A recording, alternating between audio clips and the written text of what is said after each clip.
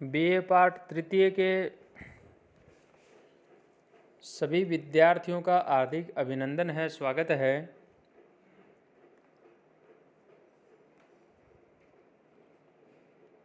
जैसा कि आप सभी को पता है कि नीति शतकम जो पुस्तक है उसका हम अध्ययन कर रहे हैं,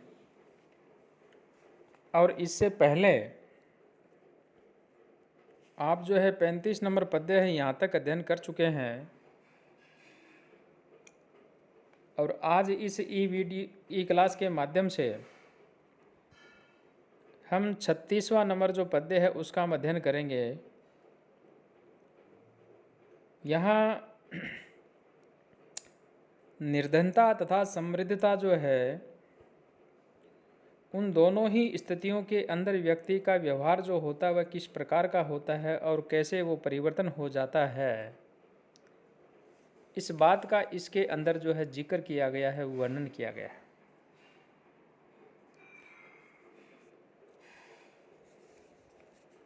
मैं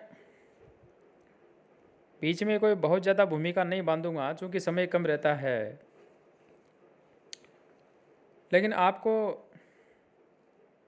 विदित होगा कि 1 सितंबर 2021 से सभी सरकारी महाविद्यालयों के अंदर 50% बच्चों की उपस्थिति के हिसाब से कॉलेज जो है, महाविद्यालय जो है वो खुल रही हैं। अतः 1 तारीख के बाद में हम जो है ऑफलाइन क्लास है वो भी लेंगे, और समय रहा तो हम ऑनलाइन क्लास है वो भी लेंगे।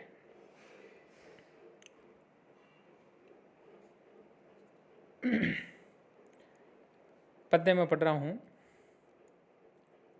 परीक्षणः कश्चित् स्पृहयति यवानां प्रसृत्य स पश्चात् संपूर्णः कलयति धरित्रीं तृणसमाम् अतश्च निकान्ता गुरु लघुतयार्थेषु धनीनाम् अवस्था वस्तूनि प्रथयति च संकोचयति च।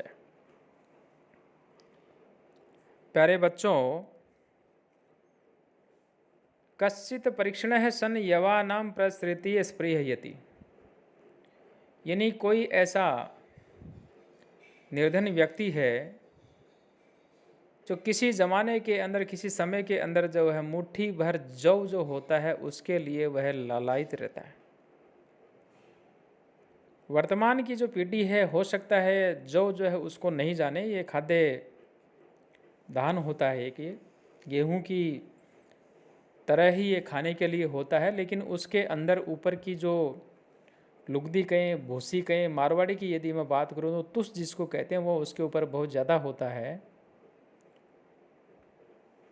और खाने में उसको लोग जो है कम पसंद करते हैं, क्योंकि उसके ऊपर यानी जौ के ऊपर जो तुस होते हैं वो जो भी खाता है उसके गले के अंदर जो है अटकने की संभावना रहती है, चुभने की संभावना रहती है, इसलिए व्यक्ति कम पसंद करते हैं। तो ऐसा जो धान्य है उसके लिए कोई निर्धन मनुष्य जो होता है वह लालायित रहता है, और सह पश्चात संपूर्ण सन धरित्रीं तृण समाम कलयति।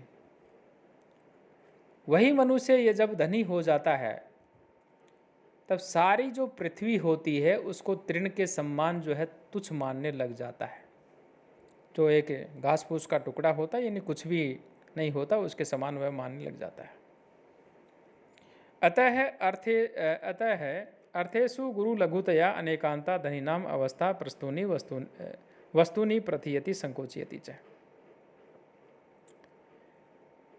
प्यारे विद्यार्थियों,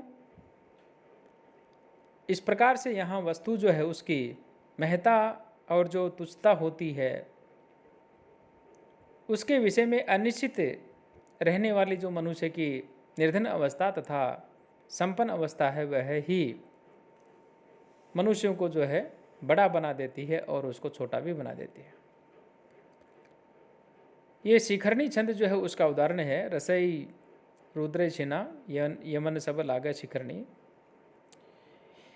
इसके अलावा मैं आप सभी से ये कहना चाहूँगा कि इसके अंदर शब्द रूप है, धातु रूप है, अव्यय हैं, आप उनको छांटें और परीक्षा के लिए जो है आप उनको याद करें।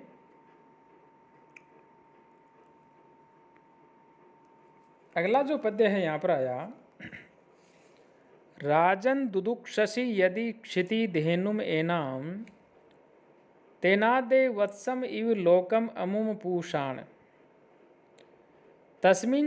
तस्मिन् से सम्यक अनिसम परिपुष्यमाणे नाना फलम फलति कल्पलते भूमि है। प्यारे बच्चों, यहाँ जो प्रजा पालन के अंदर राजा की जो समृद्धि है उसके कारण के विषय में कहा है और कहा, हे राजन, यदि एनाम क्षिति धेनुम दुदुक्षसि है, यदि आप इस पृथ्वी रूपी गाय को दूहना चाहते हो तरही तो तेन अदे अमुम लोकम वत्सम इव पूषाण है। तो आप ये जो प्रजाजन हैं, इन प्रजाजनों का बछड़े की तरह पालन करो। तस्मिन् च अनिसम परिपुष्यमाणे भूमि ही कल्पलता इव नाना फलम फलति। उस प्रजा के ठीक तरह से परिपालित होने पर ये जो धरती है यह भी कल्पलता की तरह जो है अनेक प्रकार की समृद्धि जो है वो आपको प्रदान करेगी। वसंत तिल का जो छंद है उसका ये उदाहरण है और इसका इसके अंदर जो प्रयोग किया गया है। अब हम राजनीति के विषय में बात कर लेते हैं कि राजनीति जो होती है वो अनेक रूप वाली होती है और इसके विषय में कवि ने कहा,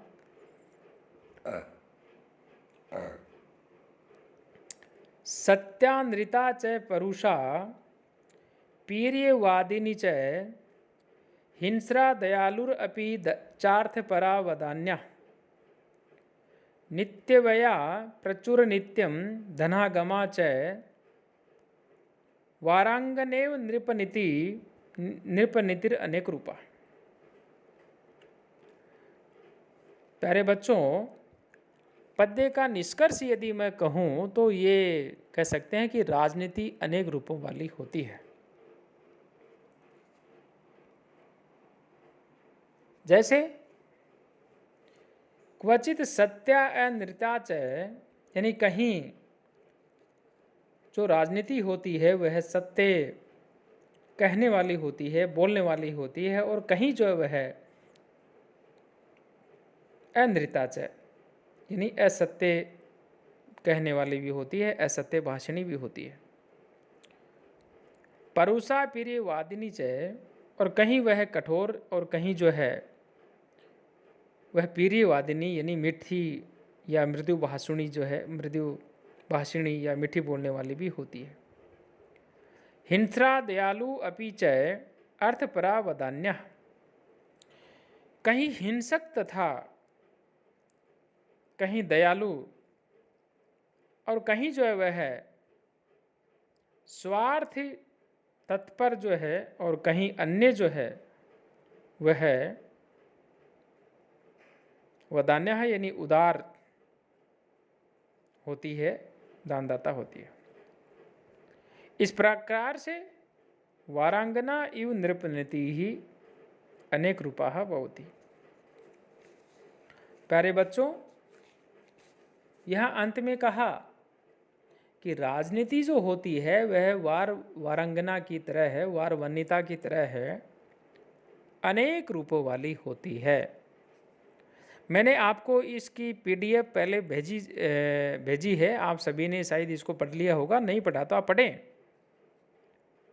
और उनमें तमाम बातों का जो है उसके अंदर जो है जिक्र किया गया है। चूँकि हमारी एक मर्यादा है, हम सारी बातें यहाँ नहीं बता सकते, और यदि बताएं तो इतनी 15-20 मिनट की अपनी जो ये क्लास होगी और इसमें अधिकतम कोई 2-4 पद्य पढ़ पाएंगे।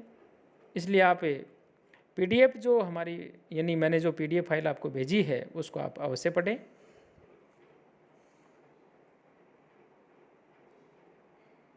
आगे इसमें कहा आज्ञा कीर्ति ही पालनम ब्रह्मणानां दानं भोगो मित्र संरक्षणं च येषामेते षट् गुणाः न प्रवृत्ताः कोऽर्थवस्तेषां पार्थिवोपाश्रयेण।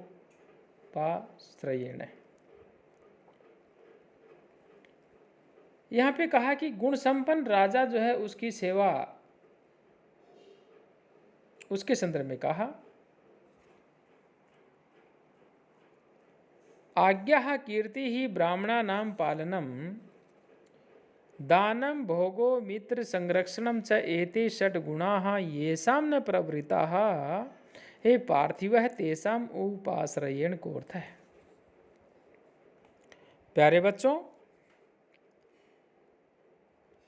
यहाँ कहा कि जो आज्ञा है, आज्ञा कीर्ति ही ब्राह्मणानां पालनम, आज्ञा का उल्लंघन जो है वह नहीं होना चाहिए।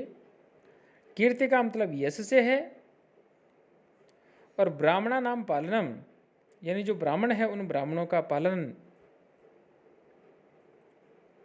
दानम भोग है मित्र संरक्षणम च, दान देना जो सुख सुविधाएं होती है उन सभी का उपभोग करते हुए या उपभोग करना, और मित्रम संरक्षणम जो मित्र वर्ग होता है उसकी सुरक्षा या उसकी रक्षा करना। एते षट् गुणाः येषां न प्रवृत्ताः हे पार्थिवः तेषां उपाश्रयेण को अर्थ है। ये 6 गुण जिन राजाओं के अंदर नहीं रहते हैं या जिन राजाओं में नहीं दिखाई देते हैं, हे राजन, उन गुणहीन राजाओं की सेवा करने से जो है क्या लाभ है, क्या प्रयोजन है, क्या अर्थ है। प्यारे बच्चों, लास्ट में जाकर के हम कह सकते हैं कि उनकी सेवा जो है वह करनी जो है बेकार है या सेवा करनी जो है निरर्थक है।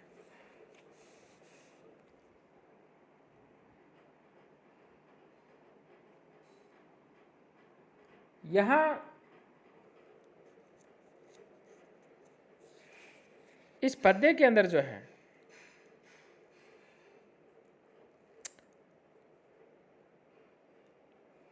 धन प्राप्ति के विषय में या यूं कहें लोभ के विषय में धनवान लोगों के सामने जो है गिड़गिड़ाने की आवश्यकता नहीं है, अर्थात वह अनुचित है।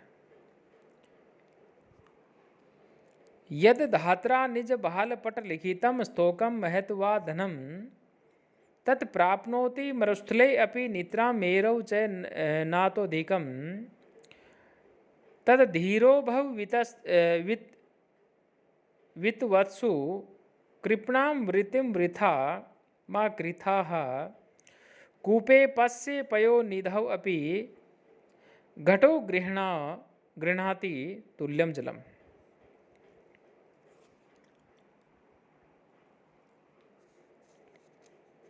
धात्रा स्तोकम महत्वा यत धनम यानी विधाता के द्वारा थोड़ा या ज़्यादा जो भी धन है उस धन के विषय में कहा। निज बहाल पट लिखितम यत तत् जन मरुस्थले अपि निद्रां प्राप्नोति, जो भी भाग्य के अंदर धन लिखा हुआ है वह धन मनुष्य जो होता है उसको मरुस्थल में भी जो है अवश्य प्राप्त हो जाता है, या यूं कह सकते हैं कि मनुष्य जो होता है मरुस्थल में भी अवश्य प्राप्त कर लेता है। मेरौ च अतः अधिकम न प्राप्नोति, सुमेरु जो पर्वत होता है सुमेरु पर्वत पर भी उससे अधिक धन जो है वह धन प्राप्त नहीं कर सकता। तत् इतः है इसलिए धीर है भव वित्तवत्सु कृपणम वृत्तिम वृथा मा कृथाः। प्यारे विद्यार्थियों, यहाँ पे कहा कि इसलिए धैर्य रखो, धीरज रखो, क्योंकि वित्तवत्सु कृपणाम वृतम वृथा मा कृता। धनवान लोगों के सामने जो है दीन व्यवहार जो है आप मत करो। उदाहरण दिया इन्होंने, पश्य देखे, घटः कूपे पयो निधौ अपि तुल्यम जलम गृह्णाति। यानी गड्ढा जो होता है कुएं में, यदि हम उसको भरेंगे तो भी उसमें उतना ही पानी आएगा, और समुद्र से यदि हम उस गड्ढे को भरेंगे तो भी उसमें उतना ही पानी आएगा। तो प्यारे विद्यार्थियों, यहाँ पर ये बात कही है कि कभी भी कंजूस व्यक्ति जो है उनके सामने जो है हाथ नहीं फैलाना चाहिए। ये शार्दुल विक्रीडित छंद का ये उदाहरण है। अन्य जो व्याकरणात्मक टिप्पणियाँ हैं, शब्द रूप है, धातु रूप है, अव्यय है, उनको आप छांटते रहें और उनका जो आप अवलोकन करते रहें। जब भी आवश्यकता रहे आप उनको परीक्षा के अंदर अवश्य लिखें। सभी का बहुत बहुत आभार, धन्यवाद। अपना जो चैनल है उसको सब्सक्राइब अवश्य करें। Thank you.